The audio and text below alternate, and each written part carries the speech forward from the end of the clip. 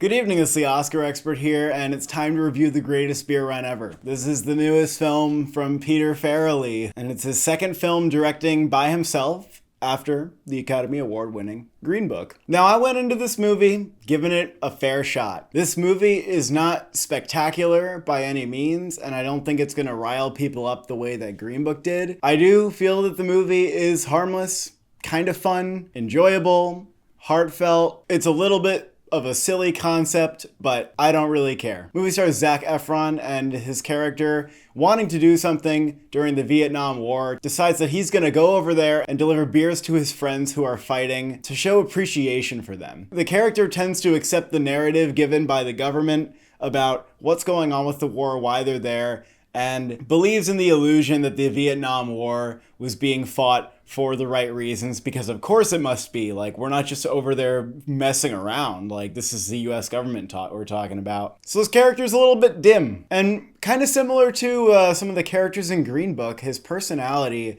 is almost like cartoonish. It's actually kind of interesting looking at this performance and, for example, Vigo in Green Book, where it borders on being cartoonish, and yet it can kind of get away with being taken seriously as a dramatic performance. And I do think that Zac Efron rides that line nicely. I actually really did enjoy Zac Efron here. I feel like this is one of his best performances, and, he was pretty good in the Ted Bundy movie. I feel like there's definitely potential with him, and I'm definitely open to seeing him in more challenging roles. He nails the humor of this character so well. And this character has an innocence about him and his journey. Like, he thinks he's just gonna go to Vietnam and it's gonna be cool and he's just gonna give everybody beers. Like, we know, as the audience, that is not how this is going to go down. It's actually somewhat predictable how this story is going to play out. Like, you got this character who's just kind of happy-go-lucky, and of course he's going to learn that the war is more complicated than he thought it was, and that maybe the US aren't really the good guys in all these scenarios.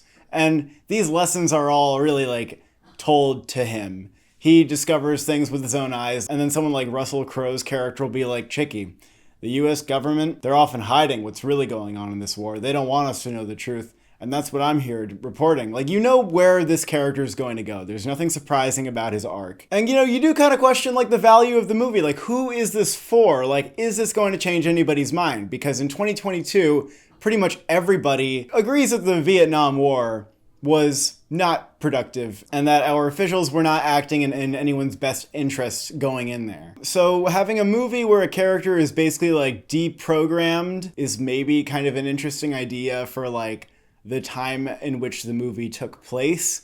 But right now, I don't really know much of what the point is. And that has been a big criticism that I've seen from critics is we don't need this movie. What is this? It's kind of a dumb message that everybody already knows. And so I agree, but let's look at the other part of this movie. It was fun. The fact that this is a true story is still shocking to me. The fact that this random guy ended up going all around Vietnam during a war, the shit that he survives, the shit that he witnesses, it's a crazy true story. So I just found it to be dramatically captivating. It's engrossing. Some of the jokes land pretty well. It's very palatable. It's very accessible. If you watch the trailer and you like the trailer, you're going to like the movie. So I think really the movie kind of does its job. The fact that this has in the red on Metacritic, I honestly think shows that critics have it out a little bit for Peter Farrelly, and they don't want him to succeed because of how Green Book has been viewed over the years and when it came out. If you gave this movie a 4 out of 10, 5 out of 10, I would get it, but